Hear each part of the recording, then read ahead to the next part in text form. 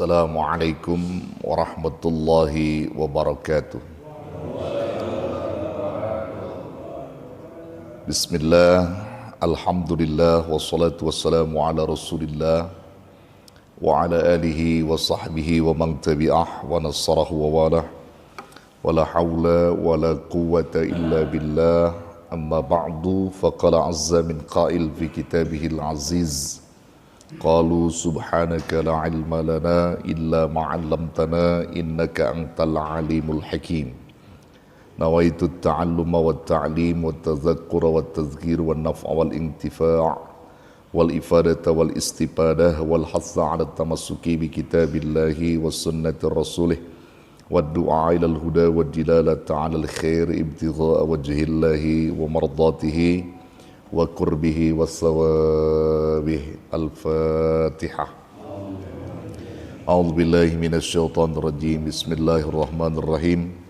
Alhamdulillahi rabbil alamin, arrahmanir rahim, maliki yaumiddin. Iyyaka na'budu wa iyyaka nasta'in. Ihdinas siratal mustaqim. Siratal ladzina an'amta 'alaihim ghairil maghdubi 'alaihim waladdallin. Amin. Rabbighfir lana wa liwalidina amin.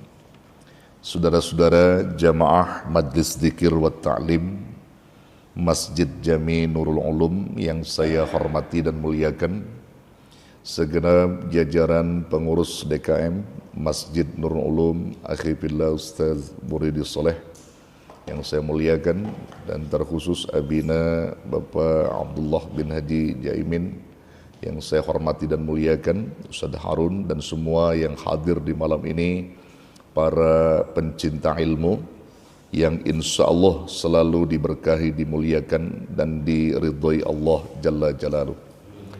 Kita bersyukur kepada Allah Rabbul Jalil yang telah memberikan kepada kita kenikmatan-kenikmatan, dan juga termasuk di dalamnya adalah pertolongan, memberikan segala fasilitas kepada kita, kesempatan-kesempatan baik, lalu kemudian kita mampu mewujudkan apa yang telah Allah berikan itu untuk dekat dengannya, untuk taqarruban ilallah. Dan itulah yang memang sesungguhnya manusia yang memahami apa yang telah Allah anugerahkan lalu digunakan dan dikembalikan kepada Allah dalam rangka taat gitu. Maka kita bisa disebut manusia yang bermakna di hadapan Allah dan manusia yang memiliki nilai di hadapan Allah di saat apa yang telah Allah anugerahkan itu kita mampu mewujudkannya untuk dekat dengannya. Itu namanya manusia yang bermakna, yang memiliki nilai di hadapan Allah. Manusia berguna. Namun ketika ada manusia telah diberikan umur panjang, waktu, kesempatan, nikmat sehat, lalu berputar pada sesuatu keinginan-keinginan nafsunya saja, tidak dalam rangka taat, itu namanya manusia yang tidak berguna, manusia yang tidak punya makna di sisi Allah. Dia tidak punya nilai, saudara. Jadi kehidupan dia dari hari ke hari begitu saja, ya, pergi pagi pulang malam, dia mencari nafkah, berkumpul dengan keluarga, berkumpul dengan anak, lalu kemudian tidak pernah dia sempatkan untuk kumpul-kumpul di dalam mencari ilmu, dalam taat, dalam berzikir, dalam tilawah. Dia lupakan itu semua, tapi dia hanya sibuk dengan urusan-urusan dia saja dalam hal keduniaan. Maka orang-orang yang macam itu, saudara, bukan orang yang bermakna dan berguna di sisi Allah. Kita tentunya ingin menjadi manusia yang berguna baik di dunia maupun di akhirat. Nah, saudara yang dirahmati Allah, pada pertemuan yang lalu kita membahas kajian kitab Adabul Mufrad ini, yaitu berkenaan dengan akhlak, ya, artinya pekerjaan-pekerjaan baik yang pada umumnya manusia menganggap sepele, pekerjaan ringan namun pahalanya begitu besar, yaitu tentang apa? Ya, membuang duri atau paku atau yang sejenisnya, atau membuang bahaya di jalan, menyingkirkan bahaya di jalan untuk keselamatan orang-orang yang di belakangnya. Dan itu beberapa hadis sudah kita sebutkan dan sudah kita sampaikan, saudara. Dan malam ini kita akan lanjut kembali yang masih kaitannya dengan adab dan akhlak, yaitu lebih rinci lagi kita bahas yang berkenan dengan husnul khuluq, ya, kemuliaan akhlak atau keluhuran akhlak. Nah, ini yang saya kira penting untuk dipahami, saudara, ya. Jadi kalau kita melihat dan mendengar kata husnul khuluq, itu kita mengingat tentang Rasulullah, ya. Karena tidak ada manusia yang baik akhlaknya sebaik Rasulullah. Tidak ada manusia yang seluhur akhlaknya kecuali Rasulullah.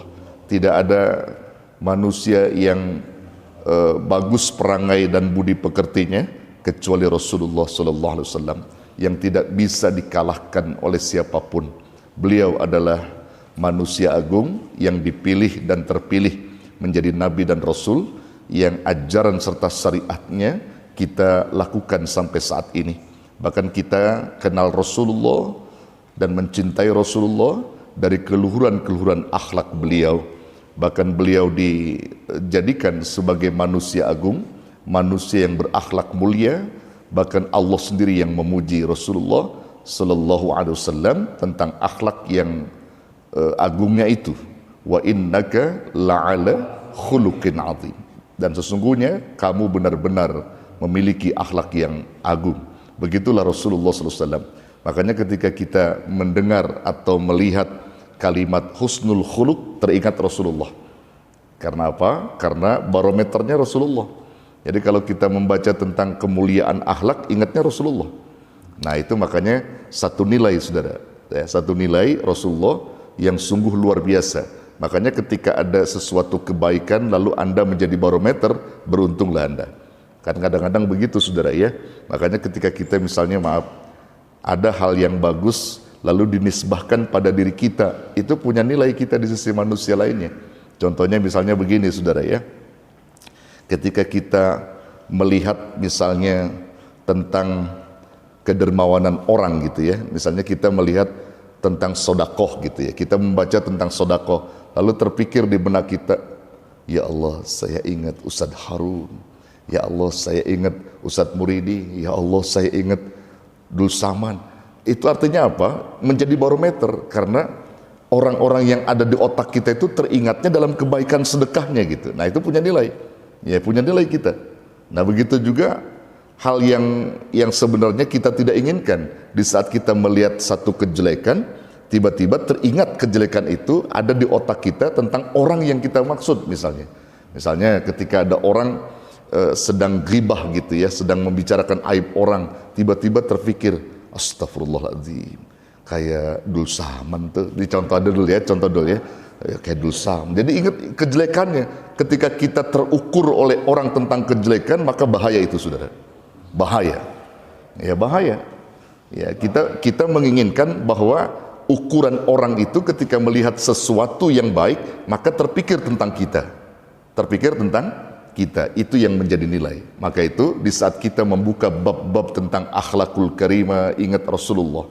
Ketika kita membuka tentang bab salat khusyuk, ingat Rasulullah. Ketika kita membuka tentang sedekah, ingat Rasulullah. Beliau adalah sosok manusia agung yang tidak bisa dikalahkan tentang sedekahnya. Bahkan sampai beliau wafat sekalipun, beliau habiskan hartanya untuk bersedekah. Sampai-sampai di rumah beliau gelap lampunya, mati lampunya karena nggak punya minyak, Siti Aisyah, karena sudah disedekahkan semua hartanya ketika Rasulullah menjelang wafatnya. Begitulah Rasulullah sallallahu alaihi wasallam.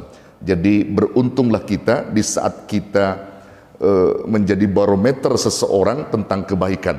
Beruntung seperti halnya Rasulullah sallallahu alaihi wasallam. Jadi jangan sampai ukuran manusia kepada kita itu tentang ukuran yang jelek, jangan. Maka kita akan bagusin semua satu perbuatan-perbuatan kita.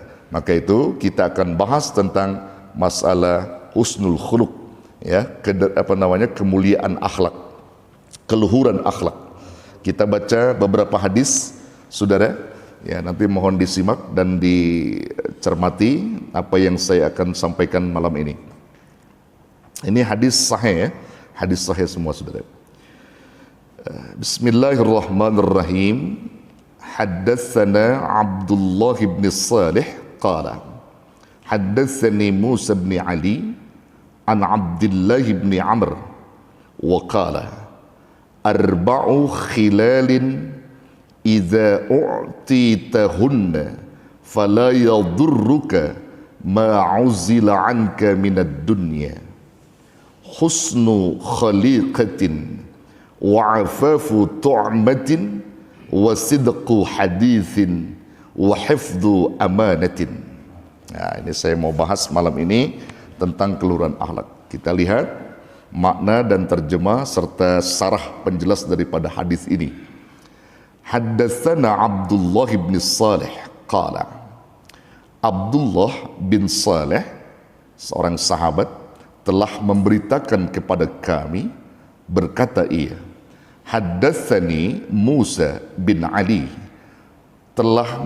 Musa bin Ali telah memberitakan kepadaku an Abdullah bin Amr, dari Abdullah bin Amr, wa qala, dan berkata ia, arba'u khilalin idza u'titahunna fala yadurruka ma 'uzila 'anka minad dunya. Ada 4 perkara, ada 4 hal yang apabila 4 hal itu u'titahunna, diberikan kepada kamu sekalian, diberikan kepada mereka, diberikan kepada manusia, diberikan kepada siapa saja, dalam hal ini adalah manusia kita. Apabila 4 hal ini diberikan kepada kita, fala yadurruka, maka tidak akan pernah menjadi bahaya, tidak akan pernah membahayakan kamu, mencelakakan kamu, ma'uzila anka minad dunya, apa yang dijauhkan dirimu dari perkara dunia. Nah, jadi ada 4 hal yang tidak membahayakan kita, saudara, yang tidak membuat kita celaka dalam urusan-urusan dunia ini. Ya, tentu saja kita bertanya-tanya, apa 4 hal yang dimaksud itu? Kita akan bahas satu-satu, saudara. Yang pertama disebutkan 4 hal yang dapat menghindarkan dirimu dari bahaya dan celaka dunia adalah husnu khaliqatin, husnu khaliqah, akhlak mulia, berakhlak mulia. Jadi akhlak mulia ini, saudara, satu penyebab di mana diri kita akan selamat. Akhlak mulia. Kenapa bisa demikian? Jelas, orang kalau sudah bagus akhlaknya, baik dia kepada Allah, akhlak kepada Allah, akhlak kepada manusia, akhlak kepada makhluk-makhluk Allah yang lain, maka dia akan ditolong oleh Allah, juga ditolong oleh banyak makhluk. Ketika dia membantu orang lain, akhlak bukan? Akhlak. Ketika dia menolong seekor hewan yang mungkin barangkali dapat bahaya gitu, ya, dia menolong misalnya kucing yang sedang tercebur di got misalnya, ya, maka kucing itu pun nanti akan menjadi penolong kita. Bahkan artinya dia akan tahu orang siapa yang menolong itu, ya.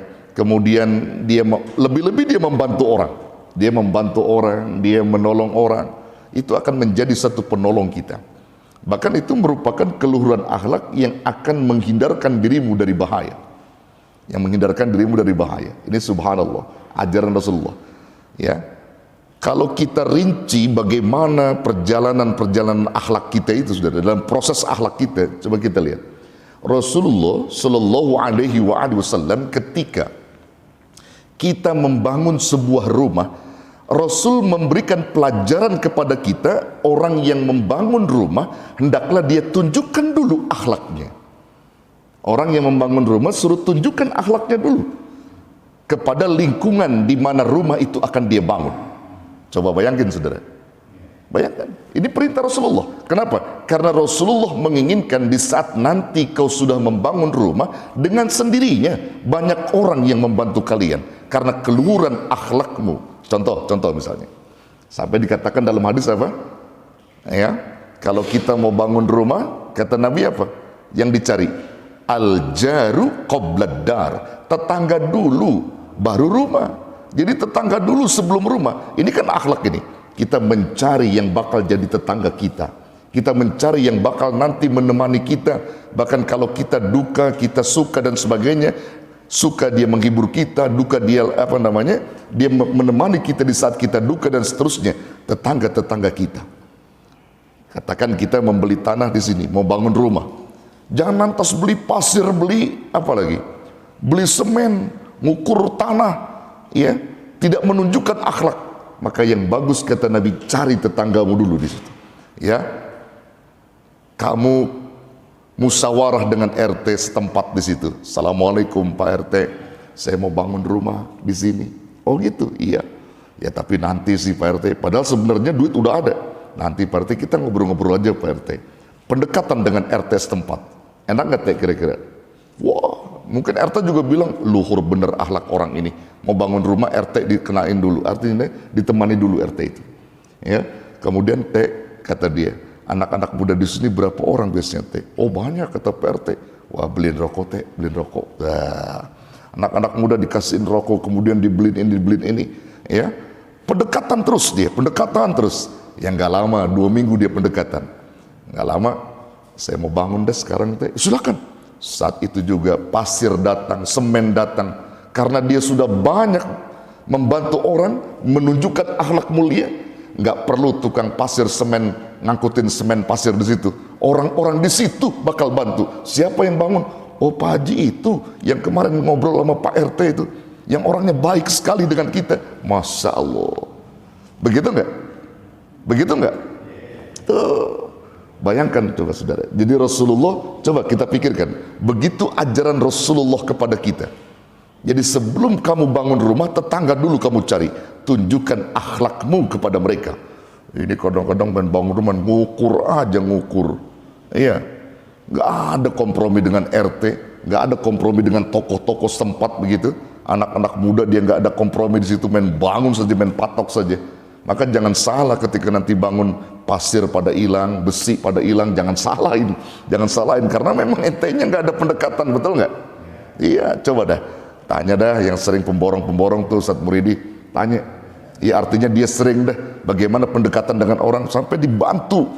Cara nurunin pasirnya juga dibantu, kemudian dijagain dengan mereka. Karena kita sudah tunjukkan akhlak mulia kepada mereka. Nah, begitulah akhlak.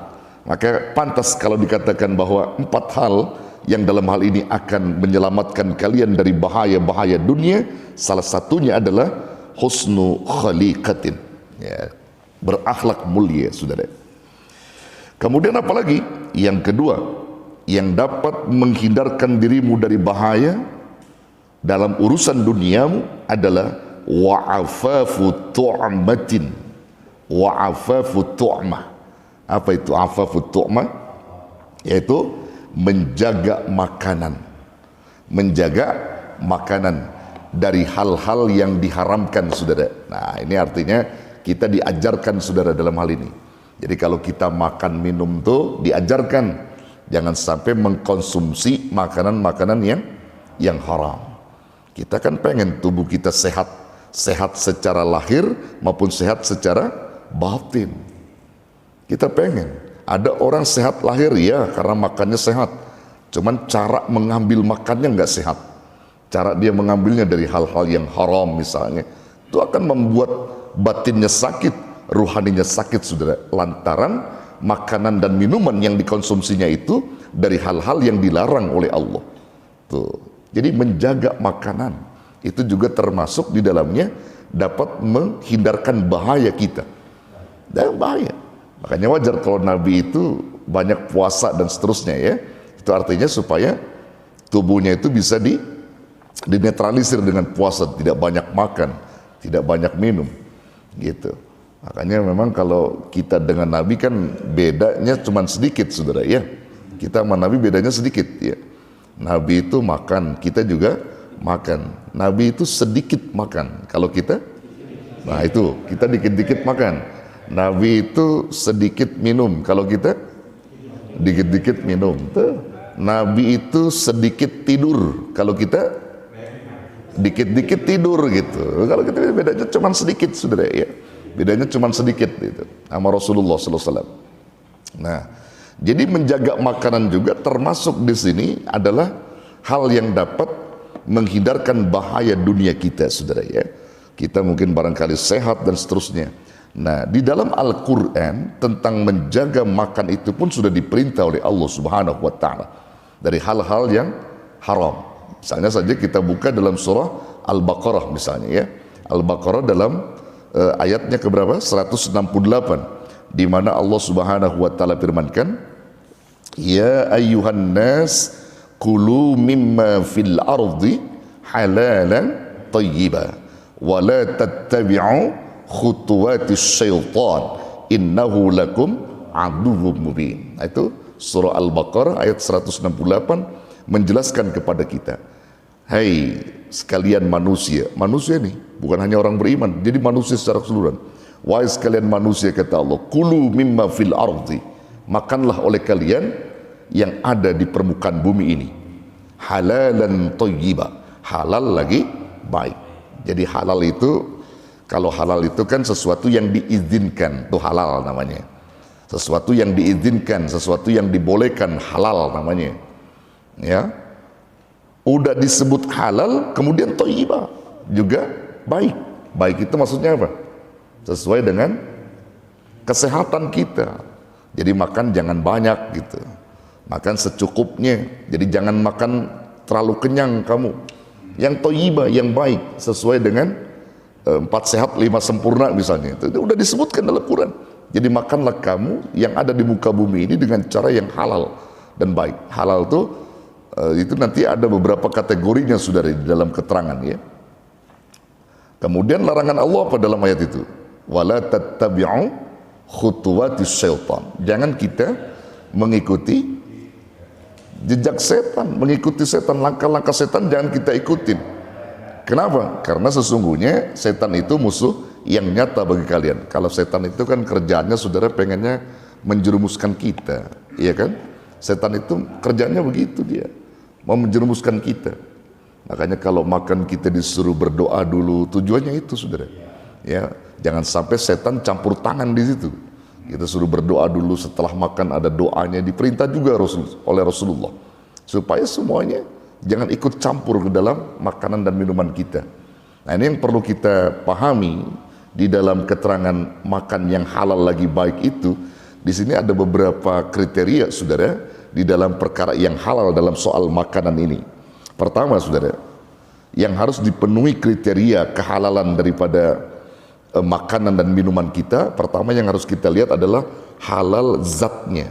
Halal zatnya. Zatnya itu halal, artinya zatnya halal itu maksudnya apa? Yang memang secara syariah tidak diharamkan. Ya, misalnya apa? Daging kambing. Daging kambing itu halal apa haram? Halal. Daging ayam halal apa haram? Halal. Tuh. Daging kerbau ya halal. Daging sapi, daging celeng halal nggak? Daging celeng apa? Daging celeng tuh? Ya udah, pokoknya itu jangan dipakai. Tapi kalau yang zatnya itu secara syariah halal, pakai. Ya, ketika zat itu ya menunjukkan kehalalan, dilihat dari sisi zatnya, ingat pada prinsip yang kedua. Karena belum tentu zat yang halal tadi boleh jadi haram kalau kriteria kedua kita nggak lihat. Kriteria kedua akan memenuhi syarat makan halal kamu itu dilihat kehalalnya dari apa? Halal secara mendapatkannya. Kambing kalau boleh nyolong halal nggak kita sembelih? Nggak boleh, Pak. Kambing harus boleh beli dari uang halal kita.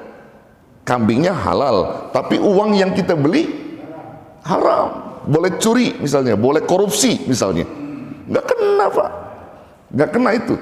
Nah, kita harus tahu dulu yang kedua tadi, ya, halal secara pencariannya atau mendapatkannya. Kalau kambing itu halal secara zat dagingnya dan bisa kita konsumsi dan juga kita beli kambing itu dengan uang yang halal. Cara mendapatkannya itu dengan cara yang halal. Nah, kalau sudah kriteria kedua kita udah penuhi, maka kriteria ketiga juga harus kita penuhi. Apa itu? Halal secara pengolahannya, prosesnya. Kambing nih udah kita beli misalnya, pakai duit kerja keringat kita. Katakan harga kambing 3 juta, keringat kita itu udah keluar untuk mencari uang, rizki, dapat beli kambing misalnya. Halal nih, 2 kriterianya udah halal. Nah, lihat kriteria ketiga, cara pengelolaannya, halal proses pengolahannya. Maksudnya halal proses pengolahannya itu bagaimana?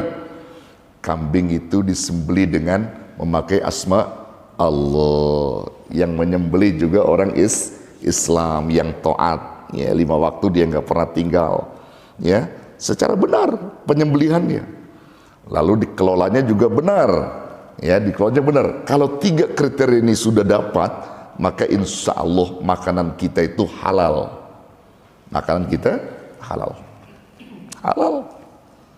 Nah, saya mau tanya saudara misalnya, ya, ada orang ngasih sapi sama saudara. Ya, sama saudara. Tuh sapi saudara untuk dipotong dan dimakan rame-rame dagingnya. Ya, sapinya halal secara zat fisik yang tidak diharamkan dalam Quran, halal. Orang yang ngasih itu habis menang togel, menang judi, beli sapi buat kita, gitu ya.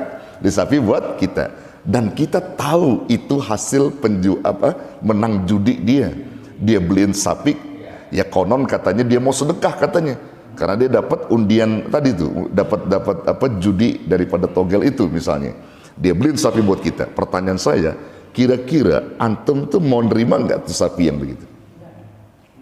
Teh, terima nggak teh? Kenapa gitu teh? Ini perkara ente tahu, nah, tahu, jadi tolak teh, tolak. Terus siapa yang menerima? Sayang ini sapi nih, sayang. Munjin terima nggak Munjin? Munjin nggak terima nggak? Hah? Terima? Saudara yang dirahmati Allah, kalau kita tahu asal usulnya, mestinya kita tolak, benar itu. Kecuali kalau kita nggak tahu, itu lain persoalan. Karena kalau persoalan nggak tahu itu jadi halal. Artinya kita nggak tahu, dan juga jangan coba-coba kita cari tahu. Nah, itu jadi saya teringat satu cerita begini. Ini anekdot saja ya, cerita gini. Dulu ada dikisahkan gini. Ini cerita saja. Jangan didramatisir bahwa ini adalah dalilnya ini, bukan. Ini cerita saja. Saya mau cerita begini.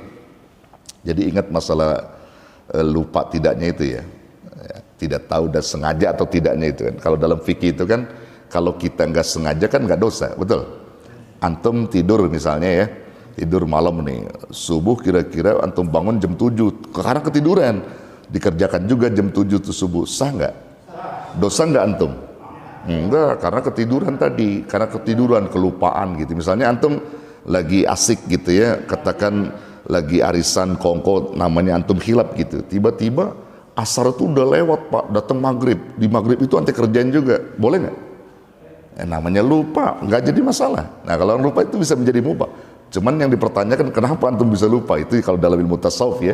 Ini saya mau cerita tentang orang yang lupa atau orang yang sengaja atau tidak sengaja. Nah, jadi gini ceritanya. Ada Pak Haji, ya, di Pak Haji aja nyebutnya. Ada Pak Haji, dia suka memberikan informasi kepada orang-orang, bilang begini, kalau cari makan dan minum yang halal dan thayyibah, kalau hidup kita pengen berkah, tuh kata Pak Haji begitu. Jadi jangan coba-coba mengkonsumsi barang yang haram. Ya, baik haram zatnya, didapatnya, prosesnya, itu nggak boleh. Jadi cara yang halal saja. Tuh Pak Haji gitu. Gak lama saudara dia ngomong sama istrinya. Kata Pak Haji, Neng, abang nih, Bang Haji pengen sekali makan ayam kampung opor. Ayam kampung opor, cuman Bang Haji belum punya duit nih Neng. Kata si istrinya, Neng juga nggak punya Bang Haji. Ya udah, kemarin dia ngomong begitu, ya udah nanti juga mungkin barangkali ada rezekinya Neng lah. Ya, ini Pak Haji punya anak bengal Pak, tahu bengal nggak? Nakal, punya anak nakal ya, umur 10 tahun dah tuh Pak Haji punya anak nakal. Begitu ayam tetangga kampung masuk ke rumahnya, dia ambil, dia potong di situ sama anaknya Pak Haji itu, potong. Emaknya ngelihat, Tong, kenapa lu potong ayam orang?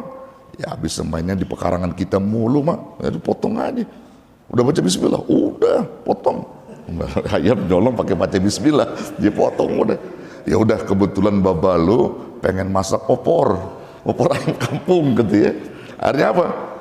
Dimasak tuh sama bininya. Ya Bang Haji kan kerjanya zikir wirid, ya kan dia nggak tahu. Dia ke masjid, habis sholat maghrib gitu, habis pulang sholat maghrib dia nunggu maghrib sampai isya, habis isya baru pulang deh. Perut udah lapar. Begitu dia ke dapur dia buka, opor ayam ini, opor ayam kampung nih kata Pak Haji. Waduh enak juga nih bini gue ngerti juga, dia bilang ya apa yang gua mau gitu ya. Tiba-tiba dia masukin ke situ, ke tempat makan segala macam. Nah bininya bilang, Bang Haji mohon maaf nih ya Bang Haji, sebenarnya saya mau berat banget mau ngomong nih Bang Haji. Ngomong apa nih? Ini Bang Haji, ini ayam rasanya nggak halal Bang Haji. Nggak halal bagaimana? Udah matang begini. Menurut gue udah lapar nih. Nggak halal. Anak Bang Haji, tadi ayam orang masuk dipotong. Daripada mubazir ya Neng masak katanya. Was astagfirullahaladzim Neng. Mengapa jadi begini nih? Udah dah daripada lapar begini aja Neng. Bang Haji mau memakan kuahnya aja, kuahnya aja bukan ayamnya gitu ya. Dia mau makan kuahnya aja gitu, kata Bang Haji gitu. Mau makan kuahnya aja. Masya Allah. Ya nasi ditumpahin sama bininya di piring. Udah gitu kuahnya dituangin tuh sama bininya. Dituangin, begitu dituangin, paha ayam tuh jatuh ke piring dia. Langsung Bang Haji bilang begini, Neng gua tanya lu tadi jatuhin paha ayam sengaja apa kagak? Enggak, kalau nggak sengaja mah halal, kata dia. Kalau nggak sengaja mah halal. Nah ini namanya akal-akalan saudara, nggak boleh. Dicerita aja saudara, cerita ini mah ya, jangan diambil hati, jangan ini cerita, ini mah cerita. Jadi jatuhinnya katanya sengaja apa enggak sengaja Bang Haji, dia langsung jatuh sendiri. Kalau nggak sengaja mah halal katanya. Nah ini mah cerita aja saudara, maaf ya, dalam hukum nggak begitu. Jadi kalau hukum nggak seperti itu ya, jadi tetap saja kalau udah haram ya haram gitu ya. Nah ini itu cerita saja saudara ya. Makanya penting saudara kita memahami tentang itu tadi itu ya, proses zatnya halal secara zatnya, halal secara apa pencariannya, halal secara apa pengolahannya, itu penting sekali. Kalau kita nggak begitu sudah, maka makanan kita itu jadi haram semuanya. Karena yang halal tadi makan secara zat bisa jadi halal, boleh jadi haram karena didapatnya dengan cara yang haram, begitu saudara ya. Nah ini juga termasuk pelajaran buat kita saudara. Jadi kalau kita mencari nafkah itu, carilah nafkah yang halal ya. Jangan sampai nafkah yang tidak halal buat anak istri kita. Hati-hati saudara, ini penting sekali. Karena diminta pertanggungjawabannya kita. Ya diminta pertanggungjawaban. Nggak apa-apa kita banyak puasa, yang penting harta kita halal gitu. Walaupun dikit gitu, banyak puasa nggak apa-apa. Yang penting harta kita halal kita dapat. Daripada kita nggak pernah berpuasa, maksudnya kita kenyang terus, tapi harta yang kita dapat tuh harta boleh nipu, harta boleh menjilat, harta boleh ngambil hak orang. Nauzubillah. Jangan sampai seperti itu saudara ya. Jadi kita harus takut kalau mengkonsumsi harta-harta yang tidak halal bagi kita gitu. Nauzubillah. Itu akan dipertanggungjawabkan saudara di hadapan Allah. Itu dalam surah Al-Baqarah. Kalau dalam surah Al-Maidah itu lain lagi saudara. Itu redaksinya bersama, kita diperintahkan untuk memakan halalan thayyibah. Namun di penghujungnya kita diperintahkan untuk bertakwa. Ini sebagai bentuk kalimat dalam Al-Qur'an yang mengemas kebajikan gitu ya, mengemas kebajikan. Kalau orang takwa itu tidak akan pernah mungkin mau melakukan hal-hal yang dilarang oleh Allah. Dalam surah Al-Maidah ayat 88 Allah berfirman, "Wa kulu mimma razaqakumullahu halalan thayyiba wattaqullaha allazi antum bihi mu'minun wattaqullaha allazi antum bihi mu'minun wa kulu, dan makanlah kalian mimma razaqakumullahu, terhadap apa yang Allah rizkikan kepada kalian, yaitu halalan thayyiba, secara halal lagi baik. Jadi rezeki yang Allah sudah rizkikan kepada kalian, berikan pada kalian, makan yang halal lagi baik. Ya, di situ artinya jangan sampai kamu boleh nyuri, jangan sampai kamu boleh korupsi, jangan sampai memotong hak-hak orang lain. yang halalan thayyibah. Halal secara pencariannya, halal secara zatnya, dan halal secara pengelolaannya. Maka ambil itu, kata Allah. Nah, baru pesan Allah dalam ayat ini, wattaqullah, bertakwalah kamu kepada Allah, alladzi antum bihi mu'minun, yang dimana kalian semua beriman kepada Allah. Jadi bertakwa kepada Allah yang kamu imani Allah itu, yang kamu yakinkan Allah itu sebagai Tuhan kalian. Nah, jadi kalau orang-orang yang sudah bertakwa, beriman kepada Allah, dia akan menjaga dirinya dari perkara-perkara yang dapat merusak ruhaninya, merusak fisiknya. Nah, ini yang saya kira perlu menjadi renungan berpikir, saudara, buat kita ya. Makanya kadang-kadang orang kalau apa istilahnya berani bener gitu, ngambil hak orang tuh berani bener gitu ya. Iya, ngambil hak orang tuh berani bener. Padahal ada pertanggungjawabannya, saudara. Nah, makanya nanti nih ketiga keempat kan nih belum kita jelaskan nih ya. Itu baru dua itu. Tuh, nanti ada kaitannya, saudara. Ada kaitannya. Orang kalau udah nggak punya menjaga amanah orang, udah berabe urusannya. Itu akan menjadi masalah. Kalau tadi di hadis ini disebutkan ada dua yang kita jelaskan, yang tidak membahayakan kita dalam urusan dunia, akhlakul karimah, kemudian menjaga makanan dari hal-hal yang diharamkan. Nah, masuk nih perkara yang ketiga. Apa perkara yang ketiga? Masih nyambung nih sama yang tadi. Perkara yang ketiga adalah wasidqul hadis. Sidqul hadis itu artinya berkata jujur, berkata benar. Ini penting juga, saudara. Jadi jangan sampai kita membual banyak bohong, saudara. Banyak bohong itu ngeri juga. Karena setiap orang yang bohong itu akan merugikan diri dia sendiri, saudara. Akan merugikan diri dia sendiri. Ya, mungkin dulu pernah saya ceritakan ya tentang kisah seorang pengembala yang ingin membuat sensasi, Pak ya. Pengembala, kambingnya banyak, lalu dia pengen buat sensasi gitu, di hadapan orang-orang.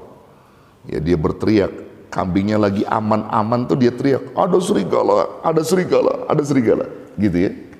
Tiba-tiba orang pada datang semua, mana. Padahal dia cuma bohong-bohongan doang. Karena pengen bikin sensasi biar masyarakat, warga itu keluar semua. Ya, nggak lama kemudian, Pak, beneran serigala datang. Serigala beneran datang makan kambing-kambingnya. Dia berteriak sekeras-kerasnya, ada serigala, ada serigala. Apa kata penduduk kampung? Ah, dia bohong-bohongan. Ya, dia bohong-bohongan. Ntar juga kita datang dianggap bohong lagi. Ternyata beneran, saudara. Habis kambingnya dimakan serigala. Karena apa? Perbuatan siapa dia? Perbuatan siapa? Perbuatan dirinya sendiri. Karena kebohongan tadi. Makanya jangan sampai kita melakukan satu tindakan kebohongan. Ya, dalam hal berbicara gitu jangan sampai kita berbohong. Wasidqul hadis. Ya, harus kita berkata benar. Itu yang akan menolak bahaya kita. Ya, akan menolak bahaya. Sidqul hadis. Ya. Baru masuk yang keempat tadi itu. Yang keempat itu apa? Yang keempat itu adalah wa hifdzul amanah. Wa hifdzu amanatin, menjaga amanah. Ini penting, saudara. Menjaga amanah. Makanya kalimat as-sidqu itu sama dengan kalimat amanah itu. Artinya dikatakan as-sidqu amanah, kata Abu Bakar. Kejujuran itu adalah amanah, wal kizbu khianah, dan dusta itu adalah khianat. Kita nggak pernah pengen dusta itu, karena itu khianat. Kalau jujur adalah amanah. Nah, ini yang keempat, kita mampu menjaga amanah. Kalau jaga amanah mampu, dia akan menolak bahaya, akan menyelamatkan diri kita dari hal-hal yang kita tidak inginkan. Jagain amanah. Amanah apa itu? Banyak amanah. Karena kita sebagai orang kepala rumah tangga aja ada amanahnya. Ya, kepala rumah tangga. Belum lagi kita menjadi ketua masjid, ketua RT, ketua RW, macam-macam lah. Kepala RW itu ada amanah semua. Ada amanah. Ya, ada amanah semua itu, saudara. Jangan kira. Ya, kayak kemarin itu RT mendapatkan bansos itu amanah luar biasa.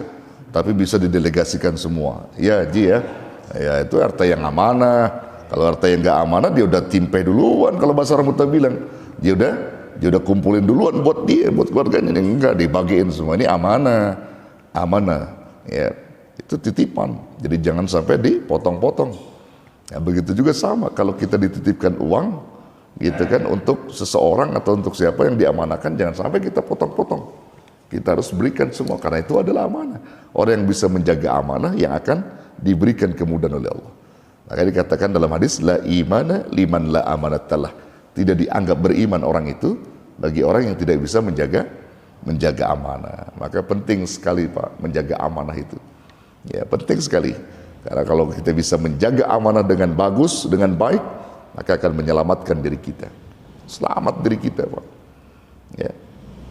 Jadi kalau saya kisahkan itu saudara ya, pada masa Sayyidina Umar ya, kemudian turun lagi khalifah-khalifah berikutnya, itu semuanya mampu menjaga amanah. Sayyidina Umar itu ketika menjadi pemimpin itu, beliau nggak pernah mau memakan sedikit pun dari apa yang ada dalam amanah kepemimpinannya, dia nggak mau. Ya mungkin dulu pernah saya cerita itu, anaknya Sayyidina Umar, Abdullah ibnu Umar waktu masih kecil gitu ya. Ketika beliau tuh Khalifah Umar itu ada sawit ya, minyak sawit itu datang untuk dibagikan kepada rakyat miskin ya, rakyat miskin minyak sawit.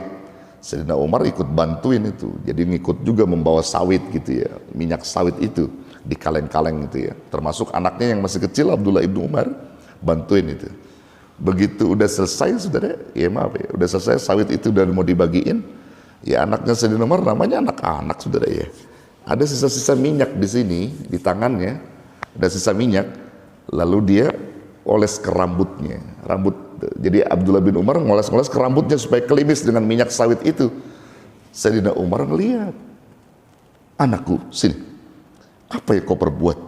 Ya ini sayang Abi, minyak ini sayang, saya masukkan rambut. Masya Allah, marah Umar, langsung ambil gunting dibotakin tuh rambut anaknya, karena dia nggak mau nanti bapak dipertanggungjawabkan di hadapan Allah, ditanya nak, padahal cuma minyak segitu doang saudara. Kalau modal kita gimana kira-kira?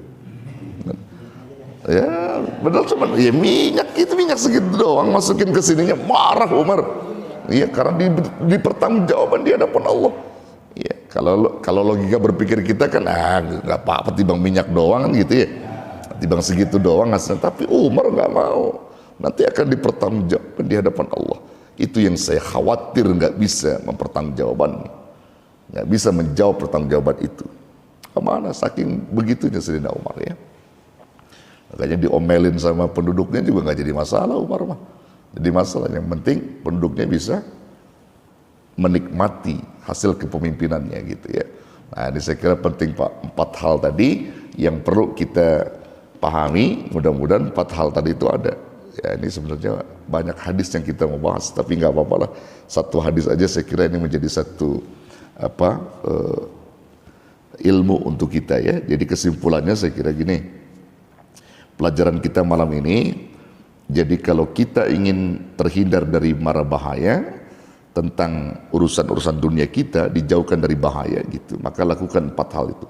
Yang pertama, husnu khaliqah, artinya berakhlak mulia. Yang kedua, wa'afafu tu'mah, jaga makanan dari hal-hal yang diharamkan oleh Allah. Yang ketiga, wasidqu hadis, ya, berkata jujur. Ya, yang keempat, wahifdzu amanah, jaga dan pelihara amanah. 4 hal inilah yang menyelamatkan kita dan menghindarkan bahaya tentang keduniaan kita. Insya Allah saudara, 4 hal itu ada, Allah akan pelihara kita dan jaga kita.